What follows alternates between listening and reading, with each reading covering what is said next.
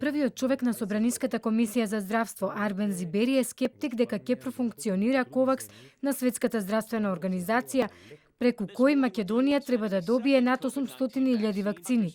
Сепак вели дека со измените во законот кој вчера добие зелено светло во парламентот, Македонија ќе може во најбрз рок да ги добие вакцините од Србија и од директните преговори со Pfizer. Скептик сум зашто кога тоа не се почитува така како што беше договорено, ние кога ќе почнеме да обезбедиме вакцини директно еве како што е компанијата Pfizer и сигурно ќе се разгледат и други можности, ќе можеме во февруари овој месец да почнеме со вакцината, зашто ова беше една од поголемите пречки која што вчера за среќа сите со консензус го поминавме.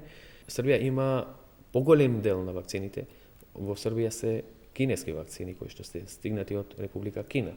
Глобалниот механизам Ковакс, според последните информации, не се очекува да стане оперативен пред лето. Ниедна служба на Европската комисија не е во можност да даде конкретен одговор кога Македонија може да ја очекува ветената поддршка од вакцини.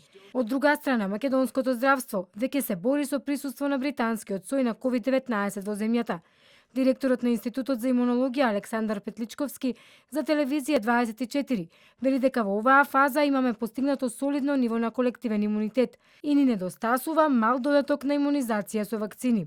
Има и понов сој, бразилски, и ќе има и уште понови соеви, но тоа драстично не влијае на движењето на епидемијата, која си има свој нормален и можеби до некаде и предвидлив тек врз основа на искуството од последниве неколку месеци. Најновите информации на Институтот за јавно здравство говорат дека во земјата е зголемен бројот на нови случаи на COVID-19, но е намален бројот на починати. Деновиве вирусот зема замав и во клиниката за нефрологија, каде над 20 медицински лица се заразени.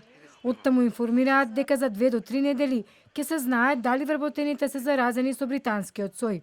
На инфективната клиника пак позитивна на COVID-19 е и директорката Милена Стевановиќ, како и други двајца лекари и медицинска сестра.